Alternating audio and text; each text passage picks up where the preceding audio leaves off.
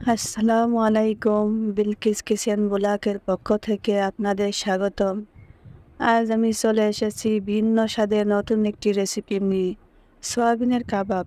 মাংসের কাবাব তো অনেক খেয়েছেন, একবার সয়াবিনের এই কাবাবটা খেয়ে দেখেন, মাংসের কাবাবের কথা ভুলেই যাবেন। এটা বানানো খুবই সহজ, কিন্তু খেতে দুর্দান্ত স্বাদ। আশা করি আমার এই রেসিপিটি আপনাদের খুব ভালো লাগবে। আর যদি ভালো লাগে তাহলে লাইক দিন, কেমন হয়েছে কমেন্ট করে জানাইন, আর সাবস্ক্রাইব করে আমার পাশে থেকেন আমার নতুন নতুন ভিডিও দেখার জন্য। তো চলুন রেসিপিটি দেখে নিই। সয়াবিনের এই কাবাবটি তৈরি করার জন্য আমি প্রথমেই এক বাটি সয়াবিন নিয়ে নিয়েছি। এরপর চুলায় 1 চামচ লবণ দিয়ে পানি বসাইয়ে দিয়েছি। এতে করে সয়াবিনটা তাড়াতাড়ি সিদ্ধ হয়ে যাবে এবং সয়াবিনের ভিতর লবণটা ঢুকে যাবে। পানিটা ফুটে উঠলে সয়াবিনগুলো দিয়ে দেব, দিয়ে এভাবে একটু নাড়াচাড়া করে দেব, দিয়ে 5 মিনিট এভাবে সিদ্ধ করে নেব। দেখেন সয়াবিনগুলো কত বড় বড় হয়ে গেছে, এই যে দেখেন। এখন সিদ্ধ হয়ে গেছে, নামাই নেব। নামায়ে পানি ঝরাই নেব। পানি ঝরানো হয়ে গেছে, এখন সয়াবিনের ভিতরে যে পানিটা আছে সেই পানিটা আমি চিপে চিপে ফেলে দেবো। এভাবে সবগুলো চিপে চিপে ফেলাই দেবো। এতে করে সয়াবিনের ভিতরে পানি থাকবে না। সয়াবিন যখন ভাজবো তখন সয়াবিনের কাবাবটা খুব মুসমুসে ও কিসমি হবে। এজন্য সব সয়াবিন থেকে ভালো করে পানি চিপে নিতে হবে। পানি বের করা হয়ে গেছে, এই যে দেখেন সয়াবিনগুলো সব পানি বের করে নিয়েছি। এখন এই সয়াবিনগুলো ভেঙে নিতে হবে।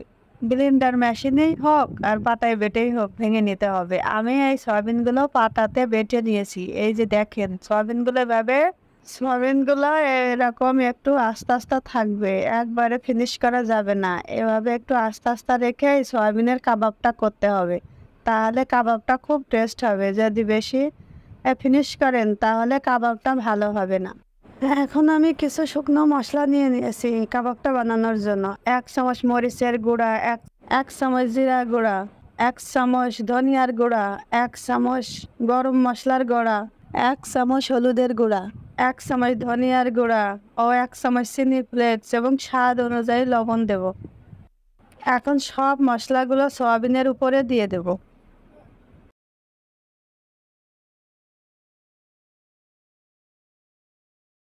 এরপর 1 চামচ আদা বাটা ও 1 চামচ রসুন বাটা দিয়ে দেব। এরপর ধনিয়ার পাতা কুচি, পুদিনার পাতা কুচি ও কাঁচামরিচ কুচি দিয়ে দেব।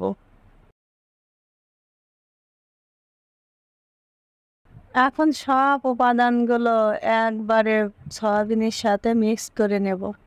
ভালো করে এভাবে চটকে চটকে মিক্স করে নেব, যাতে মশলা ও সয়াবিন একসাথে ভালোভাবে মিশে যায়। এই জন্য মশলাগুলো সয়াবিনের সাথে ভালো করে চটকে চটকে মিক্স করে নেব। এখন আমি 2 চামচ বেসন নিয়েছি, সয়াবিনের ভিতরে অল্প অল্প করে দেব আর মাখাতে থাকবো। এভাবে অল্প অল্প করে বেসন দেবো আর ভালো করে চটকে চটকে মেখে নেব।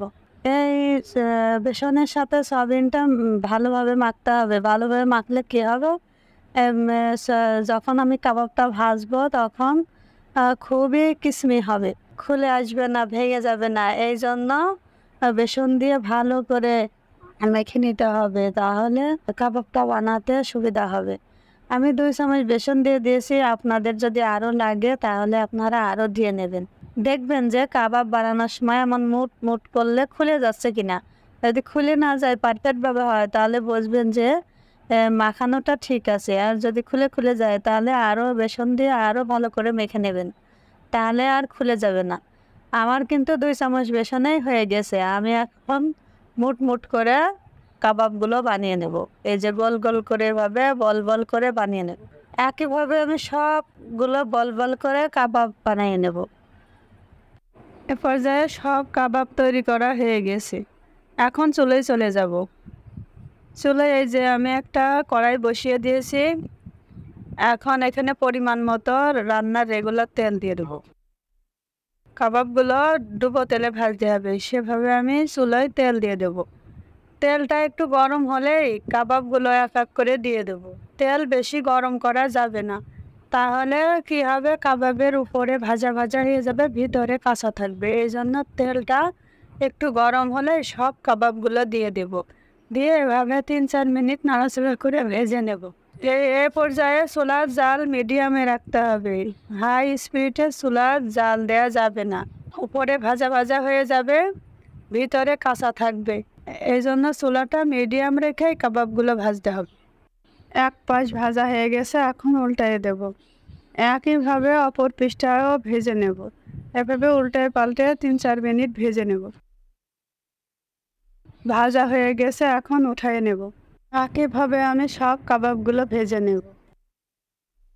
কাবাবগুলো ভাজা হয়ে গেছে, দেখেন কত সুন্দর। এই কাবাব কিন্তু মাংসের কাবাবের থেকে কোনো অংশে কম নয়। একবার বানিয়ে খেয়ে দেখেন, মুখে লেগে থাকবে। এর জন্য আমি একটা ভেঙে আপনাদের দেখাচ্ছি। দেখেন, ভিতরে কোনো কাঁচা নেই, উপরেও যেমন ভিতরেও তেমন, সব দিকে একই রকম হয়েছে। ওই জন্য কাবাবটা দেখেন কত পারফেক্টভাবে হয়ে গেছে। এভাবে সয়াবিনের কাবাব বানালে খেতে খুবই অসাধারণ লাগবে। তো আপনারা অবশ্যই বাসায় ট্রাই করবেন। আশা করি রেসিপিটি আপনাদের খুব ভালো লেগেছে। আজ এখানে শেষ করছি। আল্লাহ হাফেজ।